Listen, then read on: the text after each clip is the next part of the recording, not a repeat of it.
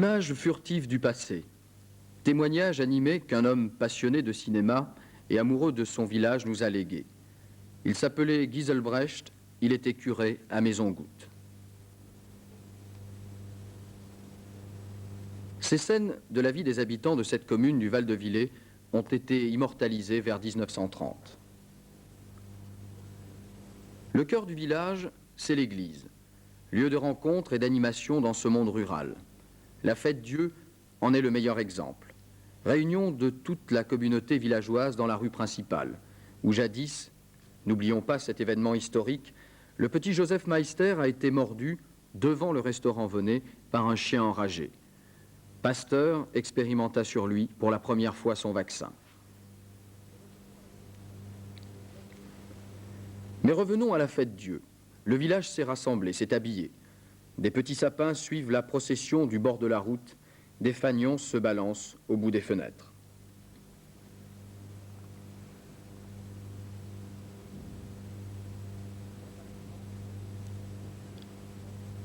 Pantalon blanc, veste et casquette bleue, la fanfare a mis des couleurs à sa musique.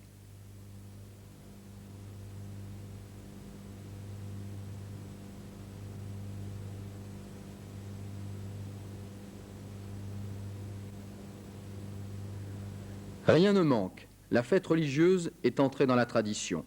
Elle se nourrit de la croyance, du besoin aussi des villageois de retrouver leurs racines, la famille, l'église, la terre.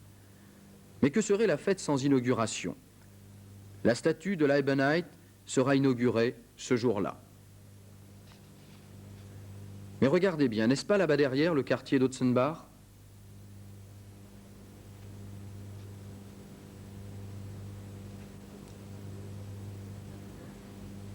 Événement essentiel dans la vie des jeunes villageois, un événement qui a perdu aujourd'hui beaucoup de sa portée religieuse, la communion solennelle. À l'aube de l'adolescence, en 1930 en tout cas, 14 ans. Là encore, fêtes religieuses et traditions familiales sont indissociables. Aujourd'hui, le textile a perdu son rôle de moteur dans l'économie de la vallée. Mais le bois, lui, est demeuré une des principales richesses de la région.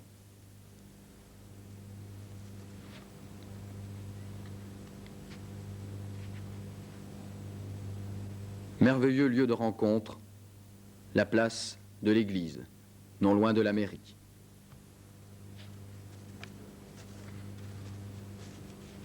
Le moteur a remplacé les chevaux ou les bœufs. La voiture, le chariot de l'entreprise Sengler de Villers qui puisait dans la montagne le bois de chauffage ou de menuiserie. Regardez bien la grande rue, la rue principale, lieu d'histoire de ce village de Maison-Goutte.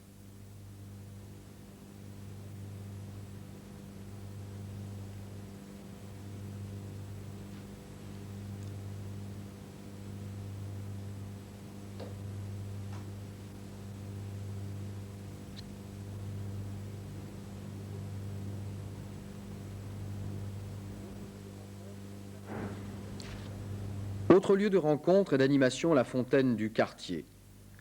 Regardez bien le curé Giselbrecht, celui qui a fait ces images. Les femmes y lavent leur linge et parlent de leur aventure, du quotidien. Dérisoire peut-être, cancan certes, mais tranches de vie qui bâtissent l'histoire de la cité, son passé, et qui souvent expliquent le présent. Mais il fallait aussi que nous vous présentions l'auteur de ces images. Vous l'avez aperçu tout à l'heure, le curé Giselbrecht.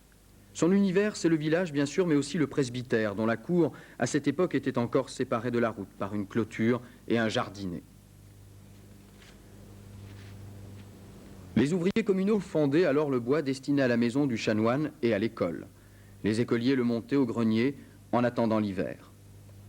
À la saison des grands froids, chaque semaine, un écolier était chargé d'alimenter le fourneau de l'école, tandis que 4 de ses camarades balayaient la classe. Vous imaginez cela aujourd'hui ? Pendant ce temps, le paysan s'apprête à partir au champ. Les ouvriers, à vélo, partent à l'usine en saluant le curé.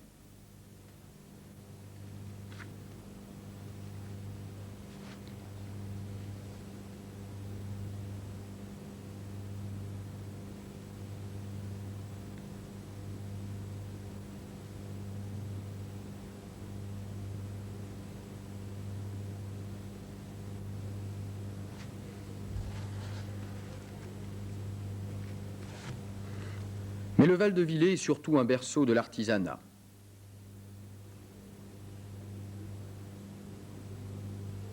Le curé Giselbrecht en a saisi les principaux moments.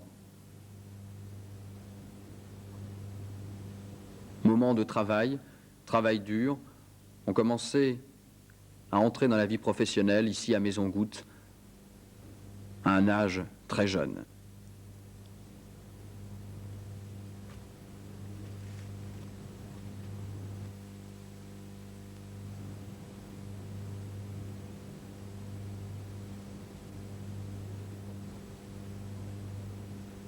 Il y avait le forgeron, Jean-Baptiste Adrian.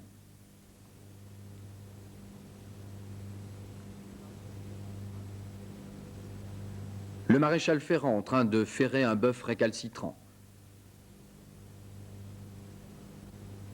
Il est vrai qu'on le serait à moins. Le procédé n'est pas des plus agréables.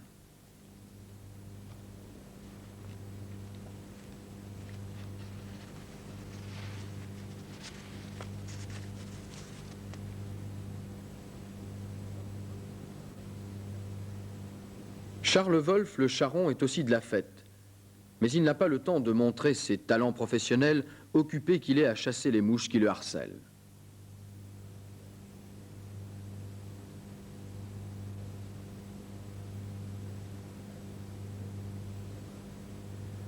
À l'abri d'une belle maison à Colombage, l'atelier d'Alex Weisbeck, le tonnelier.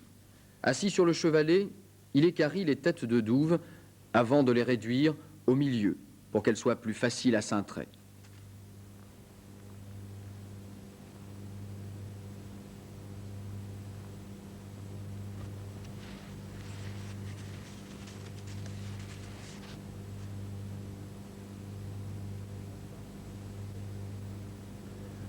Enfin, après de nombreuses autres prouesses techniques, Alex en est arrivé à une des dernières phases de la fabrication du tonneau, le cerclage.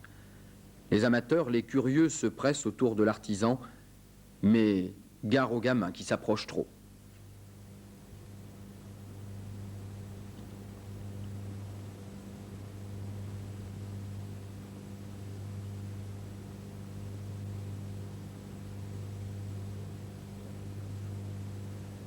Ce dimanche, c'est la fête des mamans. Une bénédiction spéciale des mères et de leurs enfants est prévue à cette occasion. La pratique religieuse à cette époque n'est pas un vain mot. La première messe, le dimanche, a lieu à 7 heures. La grand-messe commence à 9h30 et se poursuit jusqu'à 11h. Avant, pour se donner du courage, à 2 ou 3, on réunissait 10 pfennig pour obtenir un gros raglassel, le traditionnel verre de schnapps de Maison-Goutte, moins cher que le vin. 13h, garçons et filles partaient pour une heure de catéchisme de persévérance. 14h, les vêpres, 20h, rosaire. Mais tiens, revoilà Charles Wolff, le charron, mais dans son autre métier, il est aussi charroyeur. Parfois, il conduit un tombereau de fumier, parfois du bois. Un coup de fouet, un ordre pour faire avancer la paire de bœufs, Juste, hot. Mais les hommes ne sont pas les seuls à faire prospérer le village. Les femmes, dans l'agriculture ou l'industrie, sont aussi présentes.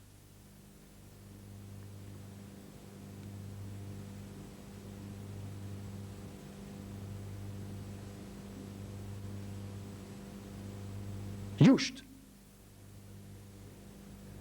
Là, elles sont allées chercher de l'herbe pour les lapins. Là, elles s'en vont remplir la houe. C'était en 1930.